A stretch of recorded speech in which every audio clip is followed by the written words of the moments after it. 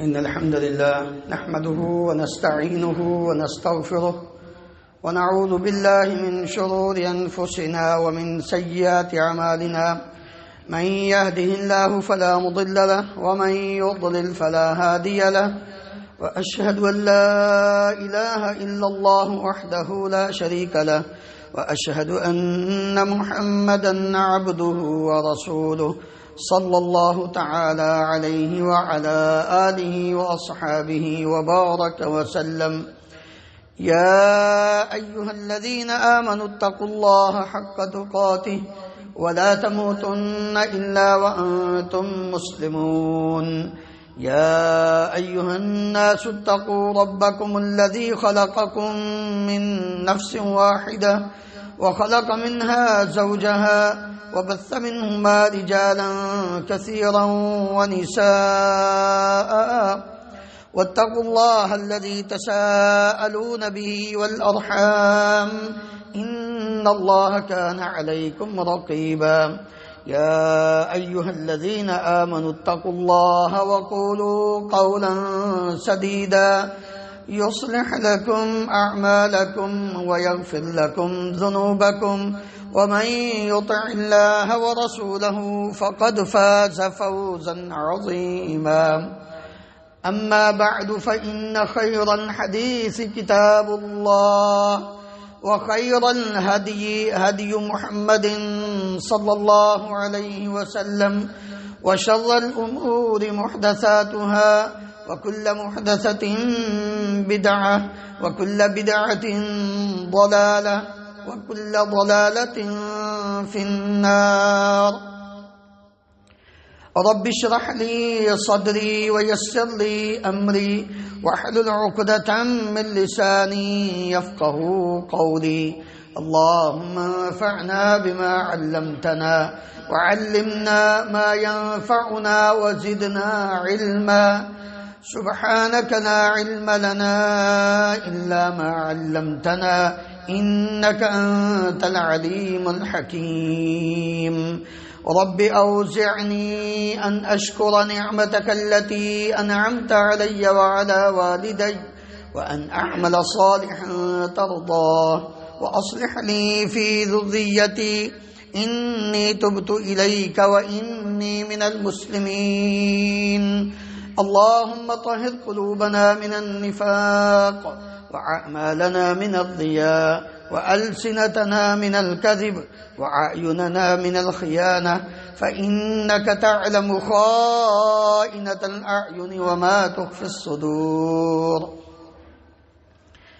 ہر قسم کی حمد و ثناء اللہ رب العالمین کی ذات گرامی کے لیے انگنت لا تعداد بے شمار درود و سلام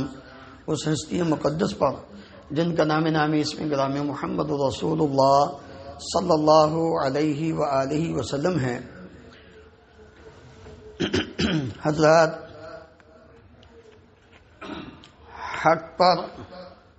ثابت قدمی اللہ رب العالمین کی ایک خاص عنایت اور توفیق ہے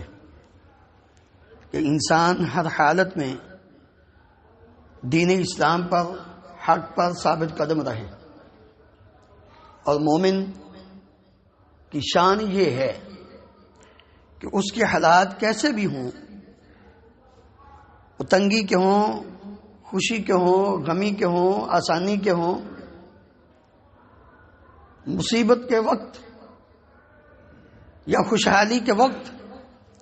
مومن اپنے رب کے ساتھ اپنا تعلق مضبوط رکھتا ہے. مومن خوشی آئی تو اس نے شکر کیا، پریشانی مصیبت آئی تو اس نے صبر کیا، اور اس بات کا پختہ عقیدہ اور یقین رکھا کہ کل لن یصیبنا الا ما كتب اللہ لنا هو مولانا وعلى اللہ فلیتوکل المؤمنون. ہمیں کوئی دکھ، کوئی مصیبت نہیں پہنچ سکتی صرف وہی جو اللہ نے ہمارے مقدر میں لکھی.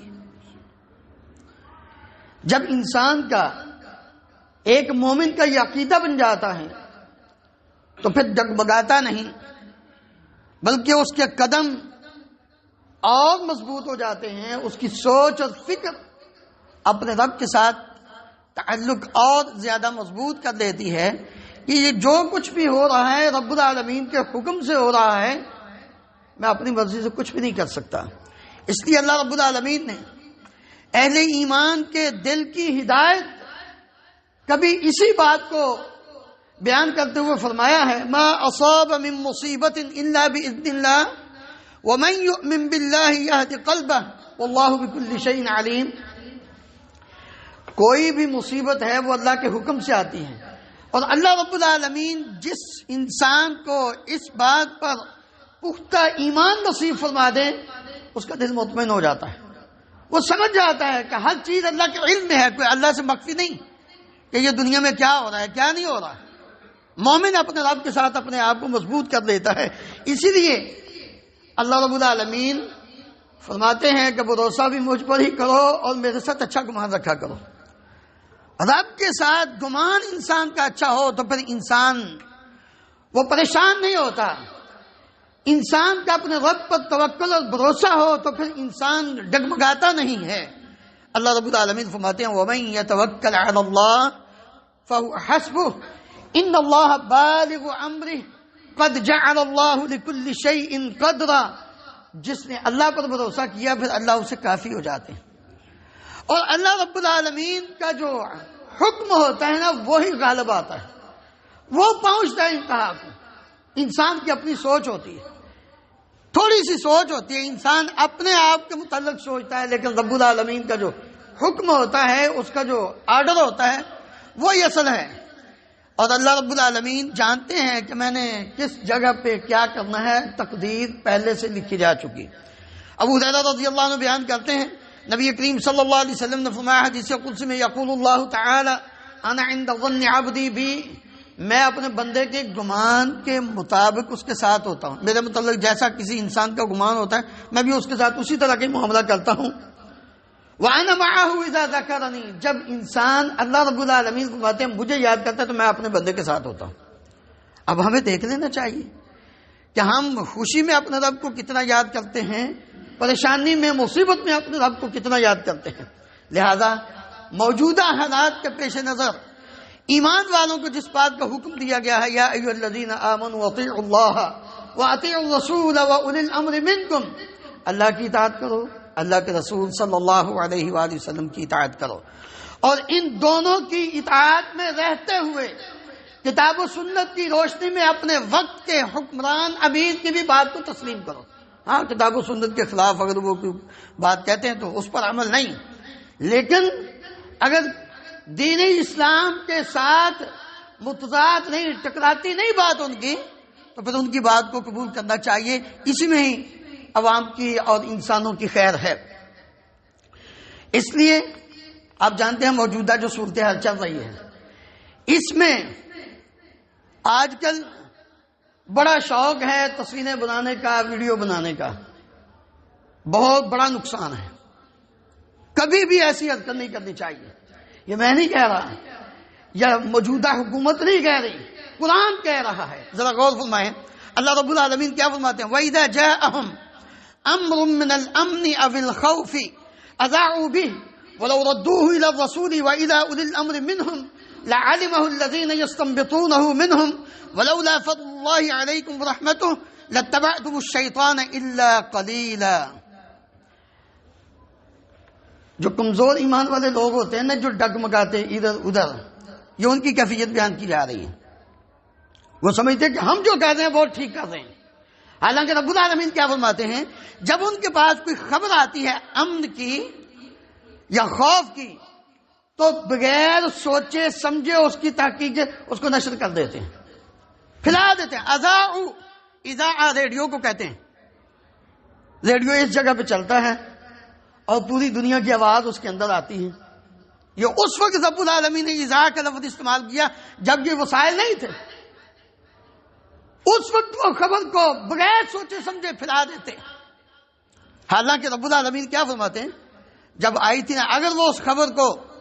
اپنے طور پر نشر کرنے کی بجائے وقت کا جو پیغمبر تھا یا وقت کا جو حاکم ہے،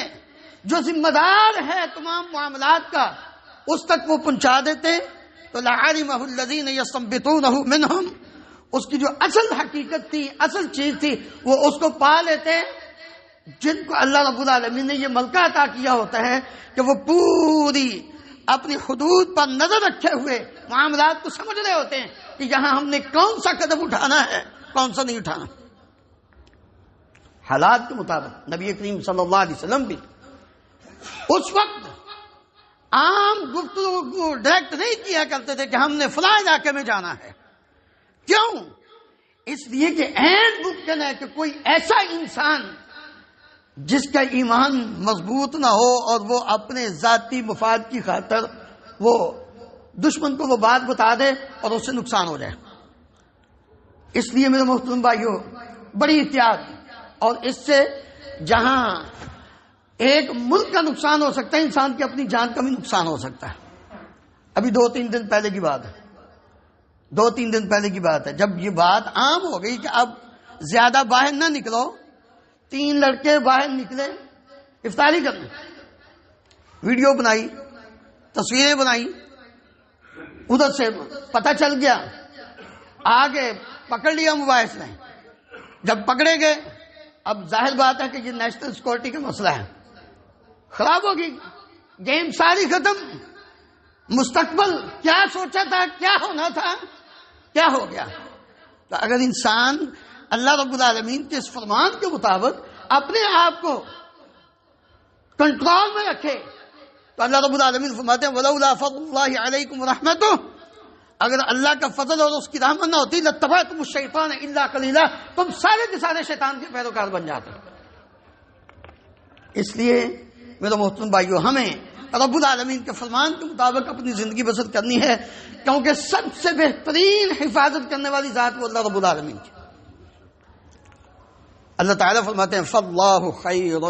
حَافِظًا، سب سے بہتر حفاظت کرنے والا وہ اللہ رب العالمین ہے۔ اس لیے اللہ تعالیٰ فرماتے ہیں یا ایھا الذین آمنوا ان تنصروا اللہ ینصرکم، اگر تم نے دین کے مطابق اللہ رب العالمین، اللہ کی مدد کرنے کا کیا مطلب کہ تم نے موجودہ حالات میں ان خطوات پر، ان آرڈرز پر اپنی زندگی بسر کی جو اللہ رب العالمین دین اسلام اور لوگوں کے فائدے کی ہیں، تو ینصرکم، اللہ بھی تمہاری مدد کرے گا۔ لیکن اگر تم نے ایسا نہ کیا تو پھر یاد رکھنا نقصان ہوگا۔ اس لیے ہر حالت میں انسان کو اپنے زبان کو، اپنے ہاتھوں کو، اپنے عمل کو کنٹرول میں، صبر میں رکھ کر وقت گزارنا ہے۔ یا ایھا الذین آمنوا اصبروا وصابروا ورابطوا واتقوا اللہ لعلکم تفلحون، ایمان والو صبر کرو اور اس کے اوپر ہمیشگی کرو، پھر اپنے آپ کو تیار رکھو، ورابطوا،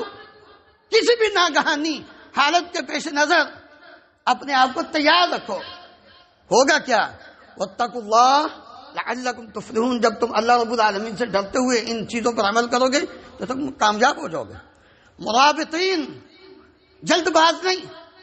بڑا اپنے آپ پر کنٹرول رکھ کے جو زندگی بسر کرنے والے ہیں اور حالات پر نظر رکھ کر اپنے آپ کو تیار رکھنے والے ہیں کہ ہم نے اسلام اور مسلمانوں کا نقصان نہیں کرنا، بلکہ ہم نے ان کی مدد اور ان کے لیے اپنے آپ کو تیار رکھنا ہے۔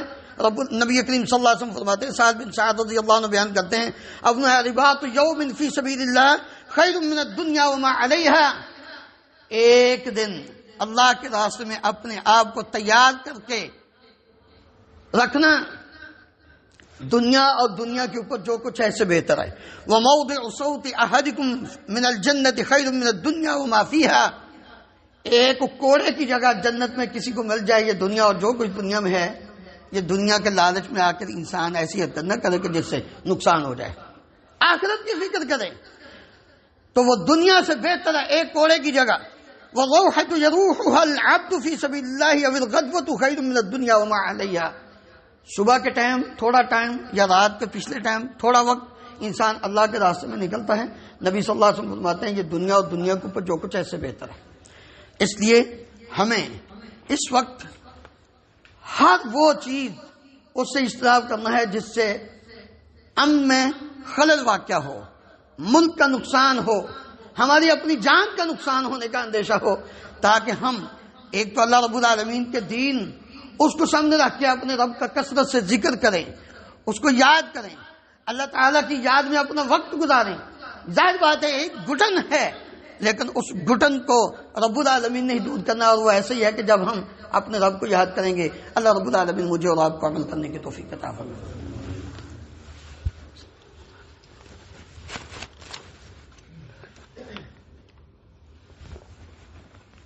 إن الحمد لله نحمده ونستعينه ونستغفره ونعوذ بالله من شرور أنفسنا ومن سيئات أعمالنا من يهده الله فلا مضل له ومن يضلل فلا هادي له وأشهد أن لا إله إلا الله وحده لا شريك له وأشهد أن محمدا عبده ورسوله صلى الله تعالى عليه وعلى آله وأصحابه وبارك وسلم۔ محترم حضرات، اللہ رب العالمین اہل ایمان پر انعام و اکرام کرنے کے لیے وقتاً فوقتاً ایسے حالات، ایسے ایام وہ زندگی میں لاتے رہتے ہیں جس میں انسان اپنے رب کو راضی کر سکتا ہے، تھوڑا عمل کر کے زیادہ اجر حاصل کر سکتا ہے۔ اور اسی لیے رب العالمین نے سورہ حشر میں اس بات کا اعلان کرتے ہوئے فرمایا تھا، یا ایھا الذین آمنوا اتقوا اللہ ولتنظر نفس ما قدمت لغد واتقوا اللہ ان اللہ خبیر بما تعملون۔ لوگو اللہ سے ڈر جاؤ، ہر شخص اپنا جائزہ لے کہ اس نے کل کے لیے، موت کے بعد کی زندگی کے لیے کیا کیا ہے۔ کچھ اعمال ہیں، کچھ اتنے عمل ہیں کہ انسان کو تھوڑا سا سکون ہو جائے، اگر نہیں ہیں تو ڈر جاؤ، اگر ہیں تو پھر بھی اللہ کا شکر ادا کرتے ہوئے اللہ سے ڈر جاؤ، اس لیے کہ کہیں ایسا نہ ہو کہ نیک عمل کرنے کے بعد اس گمنڈ میں آ کر ان کو بھی ضائع نہ کر بیٹھو۔ لہذا یہ موسم آ رہا ہے آخری عشرے کا، اور یہ یوں سمجھ لیجئے نبی صلی اللہ علیہ وسلم نے فرمایا تھا انما الاعمال بالخواتیم۔ ایک تو ہے نا انما الاعمال بالنیات، یہ تو سب کو یاد ہے کہ عمل کا دارمدار نیتوں پر ہے۔ آپ نے یہ بھی فرمایا تھا انما الاعمال بالخواتیم، اعمال کا خاتمہ کیسے ہو رہا ہے، زندگی کا آخری عمل کون سا ہوگا، اس بات کی فکر کرو۔ نیکی پر موت آ رہی ہے، گناہ اور برائی پر موت آ رہی ہے، اس بات کا جائزہ لے۔ جب انسان اس چیز کو سمجھ لیتا ہے تو پھر اس کی تگود و کوشش نیکی کی ہوتی ہے، کیونکہ وہ جانتا ہے کہ ایسا نہ ہو کہ میں گناہوں میں پڑا ہوں اور میری موت آ جائے اور پتہ ہی نہیں کس وقت آ جانا۔ لہذا یہ آخری عشرہ، یہ اللہ رب العالمین نے بڑا قیمتی عشرہ ہمیں عطا فرمایا ہے۔ ام المومنین سیدہ عائشہ صدیقہ رضی اللہ عنہا فرماتی کان رسول اللہ صلی اللہ علیہ وسلم اذا دخل العشر احیا اللیل وایقظ اہلہ وجد وشد المئزر۔ جب آخری عشرہ داخل ہو جاتا تو آپ علیہ الصلوۃ والسلام اپنی رات کو زندہ کرتے، اپنے گھر والوں کو بیدار کرتے اور خوب اپنے آپ کو کس لیتے، ریڈی کر لیتے اللہ رب العالمین کی عبادت کے لیے۔ وہ پیغمبر جو ہمہ وقت اپنے رب کی عبادت میں، ان کی عادت ہوتی کہ آخری عشر میں بہت زیادہ عبادت کیا کرتے تھے۔ اس لیے اللہ رب العالمین کا یہ ہم پر بہت بڑا کرم ہے کہ آخری رمضان المبارک کے آخری عشر میں لیلۃ القدر عطا کی ہے۔ انا انزلناہ فی لیلۃ القدر وما ادراک ما لیلۃ القدر لیلۃ القدر خیر من الف شہر تنزل الملائکۃ والروح فیہا باذن ربہم من کل امر سلام ہی حتی مطلع الفجر۔ سلامتی سلامتی، ایک رات کی عبادت 1000 مہینے سے بہتر ہے۔ نبی کریم صلی اللہ علیہ وآلہ وسلم نے فرمایا من قام لیلۃ القدر ایمانا واحتسابا وغفر له ما تقدم من ذنبہ، جس نے ایمان کی حالت میں اور ثواب کی نیت میں اللہ رب العالمین کی عبادت کی، رات کو قیام کیا، لیلۃ القدر کو اللہ پچھلی ساری زندگی کے گناہ معاف فرما دیتے ہیں۔ اور اس کو مخفی رکھا گیا، اس میں حکمت کیا تھی کہ صرف ایک ہی رات پر تکیہ کر کے نہ بیٹھ جانا بلکہ پورا عشرہ عبادت کرنا۔ نبی صلی اللہ علیہ وسلم بتانے کے لیے آئے تھے، لیکن اللہ رب العالمین نے وہ مٹا دی۔